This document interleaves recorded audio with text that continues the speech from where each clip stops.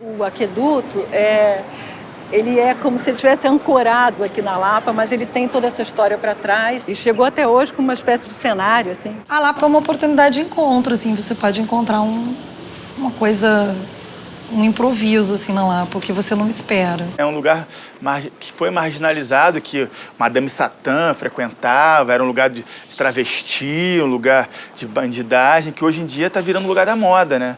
Que as pessoas, os gringos, vêm para o Brasil, vêm para o Rio, querem ir para Lapa, né? A graça daqui é essa tradição. Tem 1740 e poucos os arcos, né?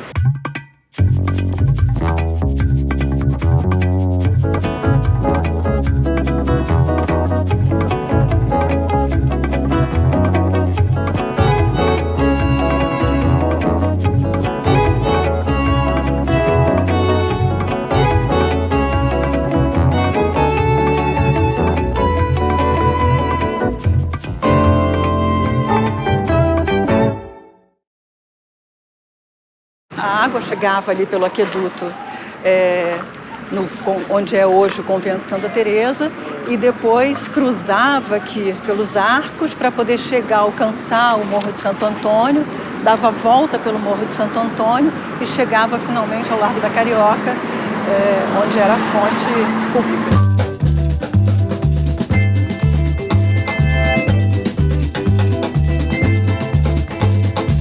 A Lapa é uma espécie de arredores da cidade, porque como é que funcionam os aquedutos? Os aquedutos são uma engenharia romana, né, que depois se espalharam por toda a Europa ocidental e depois o aqueduto acabou alcançando outras regiões, como a América Portuguesa e mesmo a América Espanhola no século XVIII.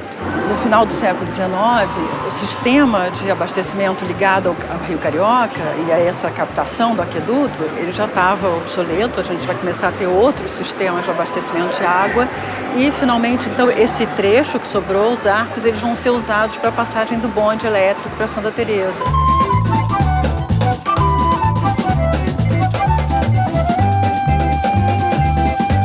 No começo do século XX, a gente vai ter a abertura aqui da Avenida Mendes Sá, no período Pereira Passos, e então essa área vai ser, de alguma maneira, reformada. O casario antigo também aqui dos arcos, uma parte do casario aqui vai ser demolido para a abertura da avenida. Depois, na década de 70, já na década de 70, que a gente vai ter essa última configuração, que é essa última intervenção aqui na Lapa, e também que acabou isolando mesmo o monumento das casas que havia coladas à edificação no século XIX, né? Então essa cara que tem hoje, assim, é uma cara do século XX, da segunda metade. Tem uma imagem do Argan que eu gosto, que é sobre as ilhas, que é como se o passado fosse um continente submerso, e você tem pequenas ilhas que hoje são esses restos do passado, né? Então os arcos, eu acho que a gente pode considerar como uma dessas ilhas. Ele ficou, mas ele tem uma situação difícil até de compreensão, porque justamente ele é só um trechinho dessa obra maior, que na verdade era uma obra de equipamento urbano de abastecimento de água.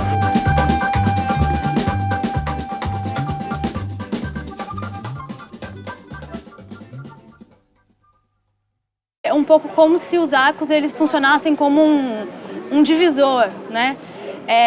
Para cá e para lá dos arcos, antes e depois dos arcos. E também uma outra diferença que tem a ver com o tipo de moradia, que é mais predominante desse lado, um tipo de moradia mais popular do que do outro lado, né? Onde a maioria das casas que funcionavam como cortiços acabaram sendo transformadas em bares, em casas de show. E a escadaria já tem um outro processo que tem mais a ver com essa visitação mais diurna, né, de turista. Os arcos não tem tanto isso, até porque ficar ali embaixo dos arcos é um pouco visto como algo um pouco inseguro, né? Porque ali está sempre muito vazio, né? Ali não tem banco de praça, não tem árvore.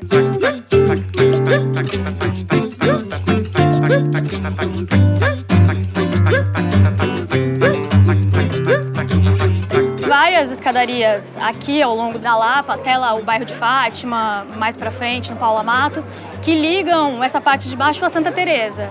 Essa é uma das escadarias que faz isso, né?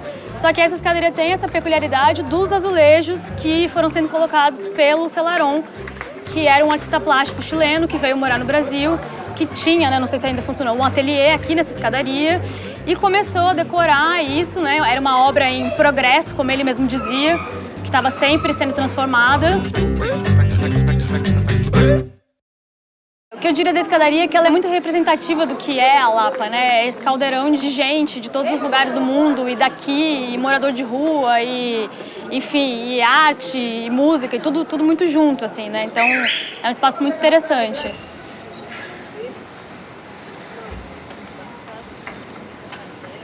A Lapa tem muito essa dinâmica que tem a ver com os dias da semana.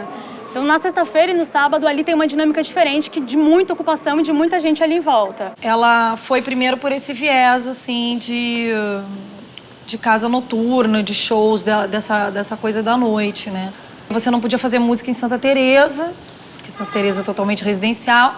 Você não podia fazer música em qualquer lugar na Zona Sul, que também você tem uma questão de restrição de espaço, de valores e de silêncio.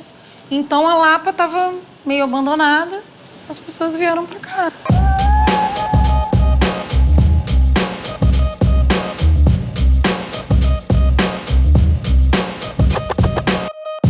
Em 2006, as estrelas do hip hop no Rio, estrelas, na verdade, é uma cena underground, né? Não eram muito conhecidos do grande mídia, hoje até são mais, mas no meu filme mostra muito Marcelo D2, que mistura hip hop com samba, e a Lapa era o lugar onde ele se inspirava, onde ele frequentava, o circo voador ali também.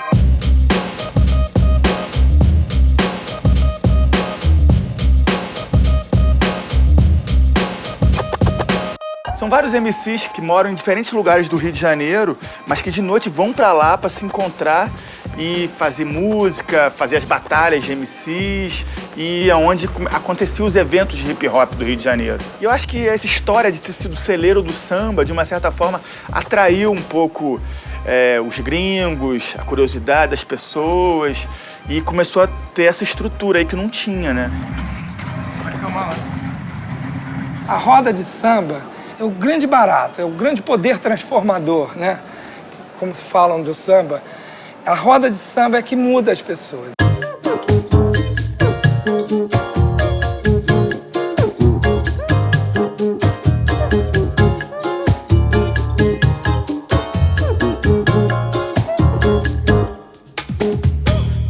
Eu comecei a tocar aqui exatamente há 30 anos atrás, exatamente ali naquele último arco ali.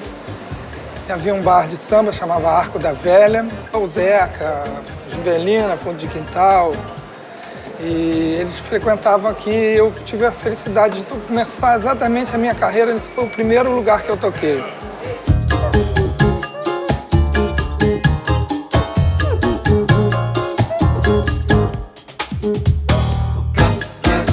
O Rio de Janeiro não tem muito mais espaço sobrando para acontecer muitas coisas, e as coisas são muito focadas, assim, são nichos, né? E a Lapa, eu acho que foi um lugar que abraçou todos esses nichos, entendeu?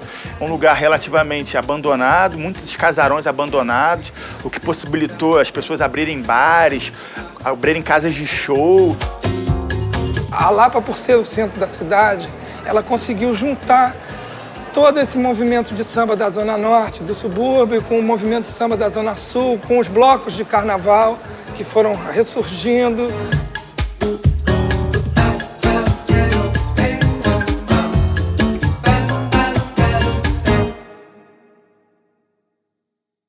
Semente extraordinário, cara. O semente é semente mesmo. Ali brota uma porção de novidades, de coisas pequenininhas que vão crescendo. É super importante. Foi um bar precursor desse movimento da nova Lapa, né? Da retomada da música na Lapa, do samba, do choro. E o Semente, ele nasce em 98, já reúne alguns instrumentistas. Era o único lugar, na verdade, na época, junto com o Empório 100, que era um antiquário que tinha na Rua do Lavradio, que tinha uns sambas também.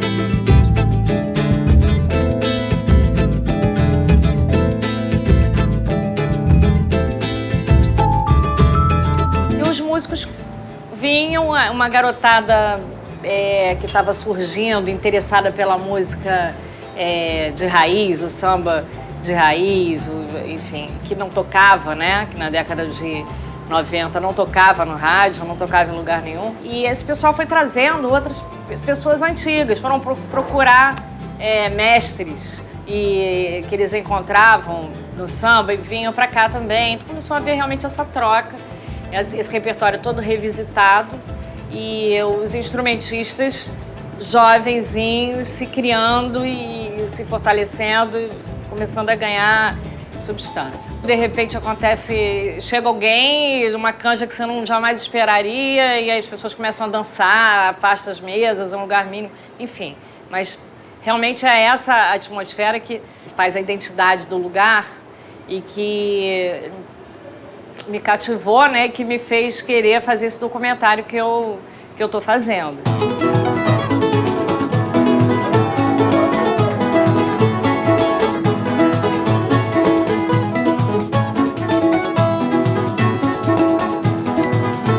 Eu compreendi o que era isso, né? Porque fui capturada por essa música, porque é uma música viva, uma música que está sendo feita ali naquele momento. Rola muito improviso, rola muito encontro inesperado, né? Então você vê aquela coisa potente ali acontecendo. Não é uma reprodução simples, né? É uma coisa inédita, é uma coisa nova.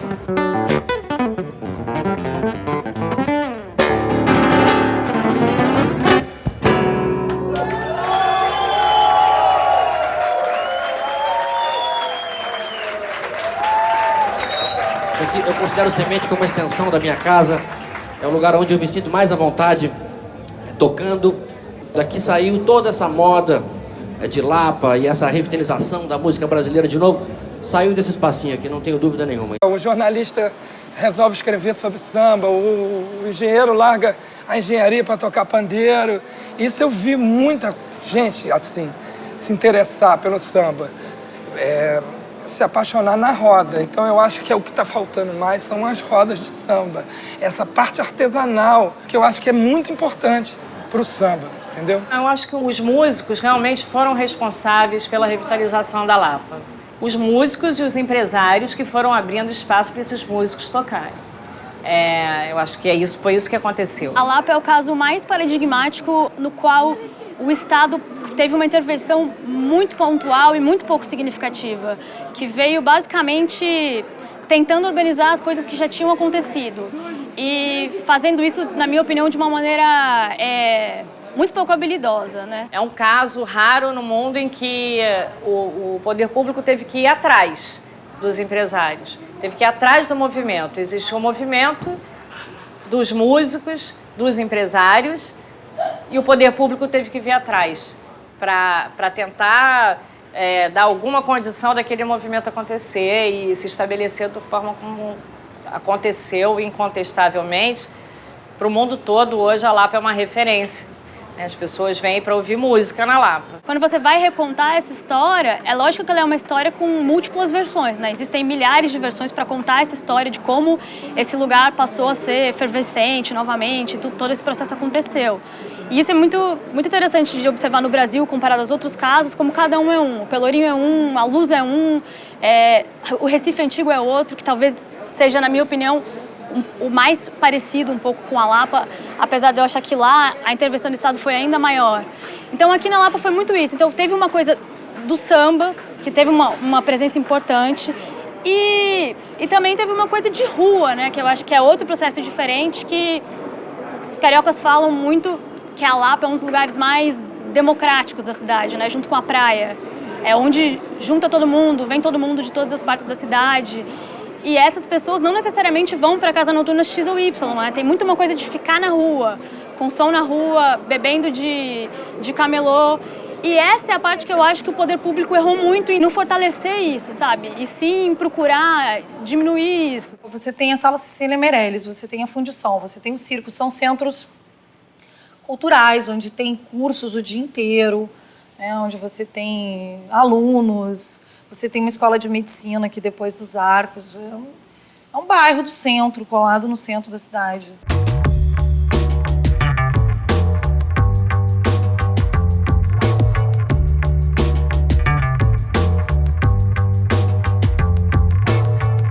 uma coisa que marca bastante a história da Lapa, que talvez tenha sido a chegada do circo voador aqui, né? O circo voador nasceu no Arpoador e veio para cá nos anos 80 ainda, e depois ele foi fechado, né? Esse lugar aqui que nós estamos é a Fundição Progresso, que quando eu vim para cá era um prédio em ruína, era uma ruína, porque isso aqui era uma fábrica de fogões, de cofres, de cercas, de ralos, chuveiros. Essa coisa que era muito bruta, que era feita, hoje é feito muito mais simples, com alumínio, com aço.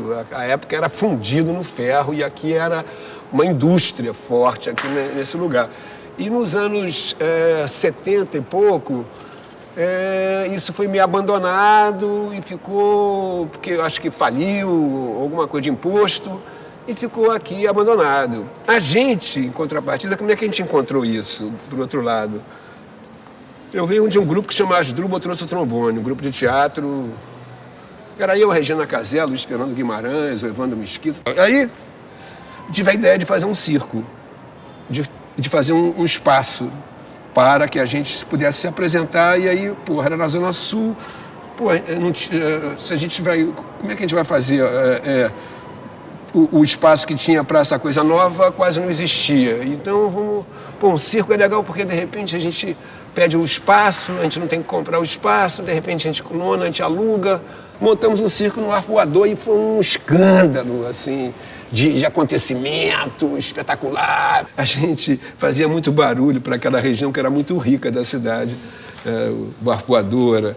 E aí o Rapa nos levou. Nós ficamos um tempo fora do ar e aí o prefeito foi obrigado a nos receber de novo. O prefeito, que tinha mandado o Rapa, nos ofereceu ou o centro da cidade ou a Barra da Tijuca para botar o circo. Aí a gente veio para o centro da cidade e achou esse lugar aqui, que era um lugar vazio, desocupado, um monte de mendigo, um monte de menor abandonado. Tudo abandonado, o lado de lá também tudo abandonado. Aqui não era calçada, era uma terra também meio de ninguém, a catedral. Porque, na verdade, quando quiseram derrubar isso aqui, foi um acordo que o governador fez com o cardeal para derrubar isso aqui, para virar estacionamento da catedral. Era depois que a gente veio a saber que era isso, e a gente estragou isso. E como estragou, conseguiu fazer daqui hoje a Lapa a identidade do carioca. Acho que tem assim quase 50 anos onde isso aqui foi muito obscurecido pelo crescimento da zona sul da cidade, né? Então deixou de ser um centro, um lugar de boemia, virou um lugar muito visto como muito marginal, de prostituição, né? Muita prostituição de travesti, principalmente. Então, tem alguns trabalhos que mostram um pouco a Lapa nesse período e que contam um pouco esse lugar como um lugar um pouco vivo durante o dia, porque tinha muitas oficinas mecânicas, lojas, mas durante a noite, basicamente, esse lugar de prostituição e dessa circulação com carros, né, de pessoas passando, negociando programa e indo embora, né? Então, um pouco as narrativas que se tem são essas, desse período, anos 70, 80, 90, e a coisa do circo voador. A gente estava vindo para esse lugar aqui na Lava para fazer o circo e aí estavam derrubando a fundição. Quando a gente chegou, estavam derrubando com aquele martelete em cima da fachada. Toda a classe artística e cultural da cidade está sentindo muito isso. No fim da tarde, uma comissão da Associação de Moradores do Centro veio à Prefeitura pedir ao prefeito Júlio Coutinho que a demolição do prédio da antiga Fundição Progresso continuasse suspensa. O prefeito atendeu à reivindicação da comissão e prometeu dar uma resposta dentro dos próximos dias sobre uma possível restauração do prédio. E a gente não estava nem com o circo pronto, ficou debaixo da fundição e falou, olha, nós não vamos deixar derrubar isso aqui não. Brigamos. Ficamos umas 8 horas até que conseguimos um contato com o governador e ele mandou suspender a demolição. Isso ficou fechado por uns 4 anos. A gente abriu o circo, montou o circo, aqui ficou fechado. E a gente queria fazer um centro aqui e tal. Essa área que a gente está entrando aqui é uma área que a gente construiu. Aqui atrás tinha o resto do Morro de Santo Antônio. O Morro de Santo Antônio, que antigamente essa área aqui da Lapa e a área também mais para lá da Avenida Chile era o Morro do Castelo e o Morro de Santo Antônio, e que tiraram esse murro para fazer o aterro do Flamengo. A gente fez uma estrutura de madeira com ferro. Sem querer, a gente achou a arquitetura para o rock. Aí o Rock Brasil, que virou o Rock Rio, que virou o mundo, nasceu na nossa casinha aqui na Lapa. Era como um trem sacudindo a cabeça, parada que não dava pra ficar. Guarda noturno, as meninas da esquina. Com esse rock and roll, chamou a atenção da juventude pra Lapa. Aí a cara começou a vir pra cá, a Lapa começou a ter um monte de valor, um monte de gente falar dela. Olha, os arcos estão lá, ó. Aqui é o teto da fundição, aquelas palmeiras lá fomos nós que plantamos. Ah, é? Em 82 plantamos aquelas palmeiras com nossos filhos, Caetano, Regina Casé, essa turma todinha plantando essas palmeiras. Quer dizer, você está falando disso porque assim, tu fala sobre ocupação, sobre... E essa maneira nossa talvez tenha sido a primeira e a mais generosa de todas, mais rica de todas. A gente tem um centro cultural aqui que tem vários grupos que são residentes aqui, mas a gente tem uma casa de show que vem 5.000 pessoas, a gente vende cerveja e banca. Se o governo ajudar, ótimo. Se não ajudar, não impede a gente de fazer. A gente não depende, porque a gente é de um tempo em que não tinha patrocínio de nada não tinha Lei Rouanet, não existia esse negócio não. E aqui é um espaço nosso que tem a dança afro, cursos aqui os grupos se desenvolvem e crescem aqui. Capoeira. Tem a galera de grafite, tem uma galera de planta. E aí eu comecei a implantar aqui isso, olha só. A recuperar esse espaço,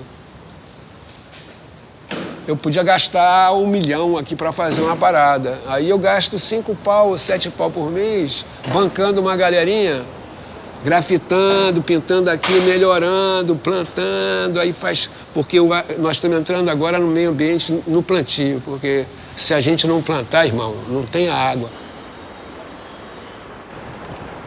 A gente tem que estar preparado, porque o nego vem querer conhecer a Lapa. A Lapa é a identidade da gente. O que segura muito essa onda é os arcos, né, cara? A gente também é uma segurança muito grande, que aqui também tá tombado, não pode virar um prédio, tem que ser um centro cultural. Essa área de lá também da Joaquim, também aquela área também não pode construir ali, não pode derrubar aquela arquitetura. Então, tá mais ou menos tranquilo, eu não vejo, assim, perigo.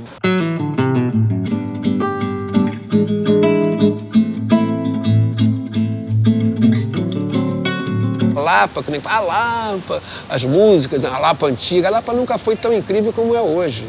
Então a gente pode se orgulhar de ter uma arquitetura ainda antiga, tradicional, e viver os melhores momentos agora, não um saudosismo. Antigamente é que era legal. Não, agora é mais legal. Então a gente tem uma obrigação, porque vem multidão para cá, 20.000 pessoas no final de semana, 30.000 pessoas. Então isso tem que se entender, as autoridades, entender um pouquinho isso, de como que se trabalha na prevenção, na organização e não na repressão, entende? Aqui é a Lapa de Noé, aqui se vive a vida ao vivo. Todo mundo está aqui, não é virtual, não. A vida aqui é ao vivo, o cara assiste, bebe, come, canta, encontra com o outro. Coisa que é difícil hoje, cada um fica mandando um recadinho ou pela internet. Aqui o cara tem que se encontrar, se esbarrar. A Lapa é a possibilidade da convivência, uns com os outros, viver a vida ao vivo.